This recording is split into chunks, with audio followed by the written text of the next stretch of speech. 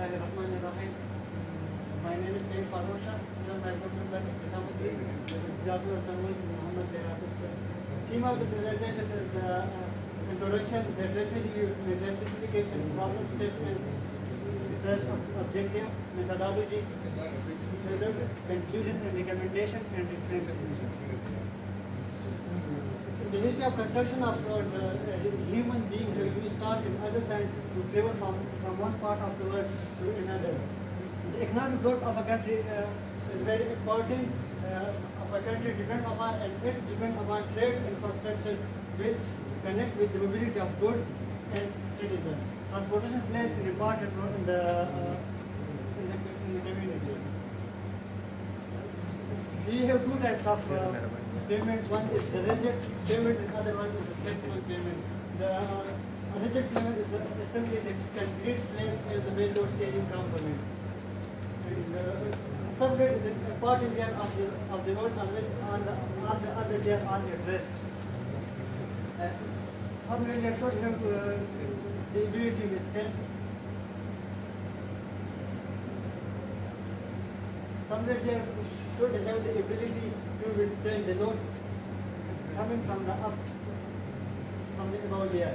The waterlogged area, the underground water table is at the surface of subgrade. This material is very weak to carrying load. This is the difference between the rigid and pavement flexible.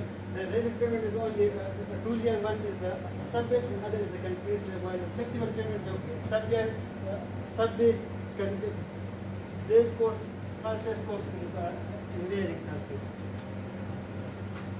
The test review, according to the Abraham and other, the type of payment failure are transverse. Next slide.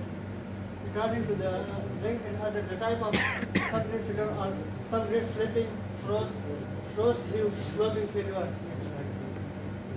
The possible reason of subgrade and pavement failure are moisture penetrating into the subgrade layer, high water table, overloading, poor mixed design, and insufficient. According to Zamrani, they actually still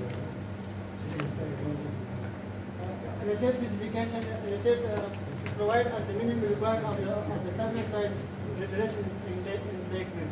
The material down to 30 cm of depth shall be compacted to 95% of the maximum dry density. The CBR value is minimum 7% is required. The sill value shall be maximum 0.3%.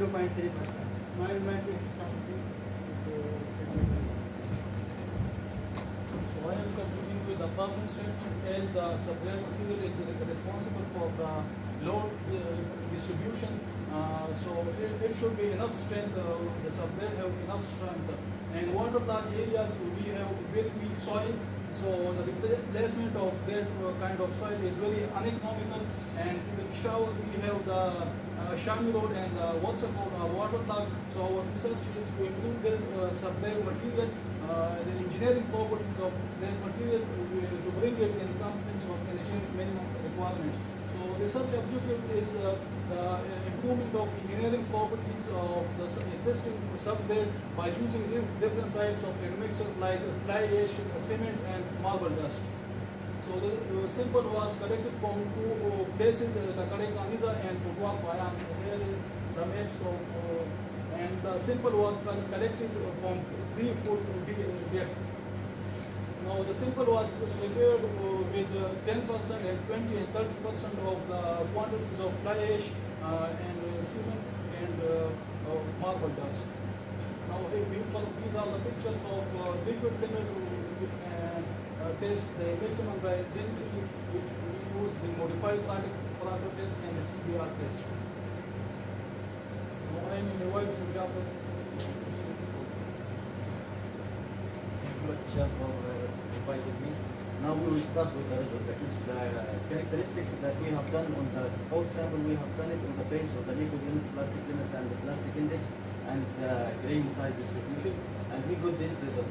For the Ashby classification, we got these both results for the sample A and sample B, and the USC classification shows us that the sample A is a lean clay, and the sample B is the silky clay. And we got this value for the maximum dry density and the optimum moisture content and CBR, which is actually less than the NHA plus the NHA requirement. now going to the grain side distribution that we made, it shows that actually the both samples are poorly graded because most of the more than 95% of the side sample passed through the sheet number 200, so it's poorly graded. Now for underpoint limit, these graphs, these columns are representing the sample A and these are sample B, and both are representing the liquid limits of the control sample and the sample after we add the admixtures. So the cement decreased the liquid limit by 39.3%, and the marble dust decreased by 36%, and the fly ash decreased by 25.6%. And this graph is also showing the plastic limit of the samples before and after. Before we put like the control sample here showed before we add the admixture, and here after adding the admixture. The cement decreased the plastic limit by 48.5, and the marble decreased by 26.9, and the fly ash decreased by 15%.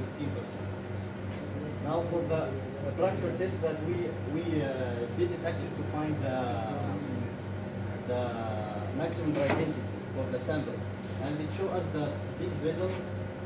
These lines are representing the maximum dry density, and these columns represent the maximum dry density, and these lines are representing the optimum moisture content. So if we notice that in cement and marble, both they increase the maximum dry density because they are both heavy materials, so they absorb more water.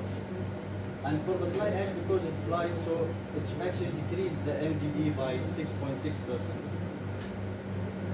For the practical test for sample B, for the cement we could increase it by 10%, and for marble it's 7.5, and the fly ash by 3.3, and here we can show the graph.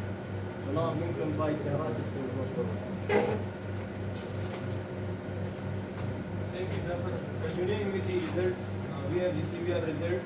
You can see that the CBR results for the sample control samples are less than the requirements of NHA. The requirements of NHA was that minimum the CBR should be 7%. So both the control samples have less than the 7% percent for the CBR values. We have added the admixtures, and we got the result that cement increased the CBR value by almost 2 times. Marble dust came out second, it increased by 33 times, whereas fly ash, it increased the CBR value by 24 times of the original control samples. Here are the swell values results. So similar to the results of the CBR values, swell percentage is also increased, is more than the requirement of the NHA specification.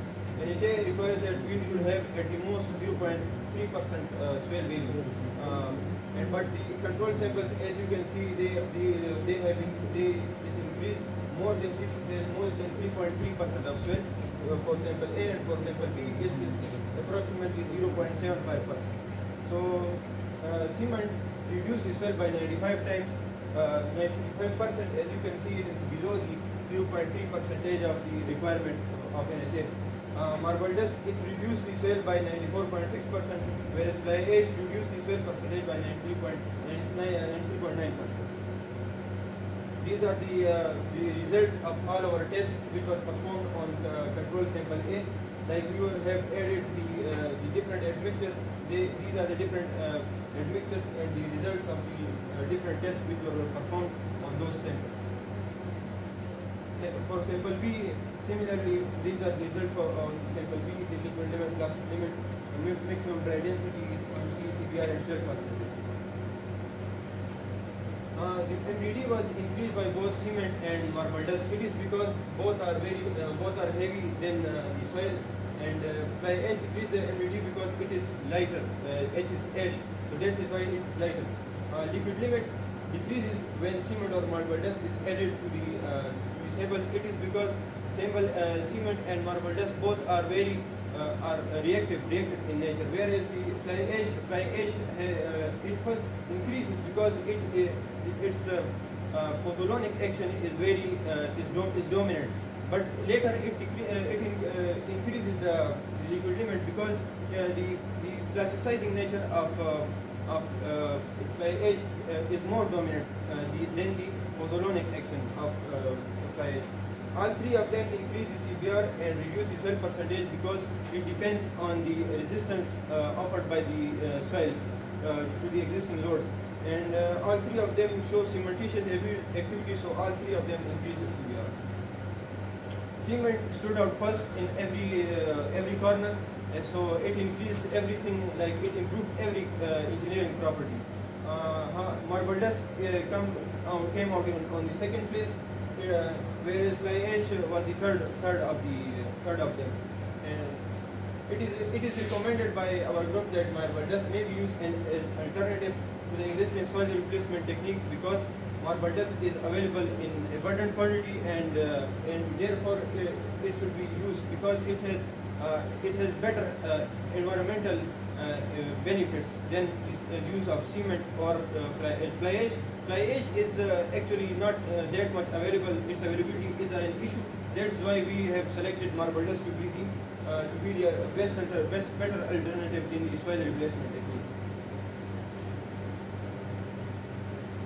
We have also suggested that we should that the lower percentages of every of the admixture should be used lower than the 10%, and we should everybody should also consider the availability of equipment, and it is also necessary to know the maximum limits up to which an equipment can be tested.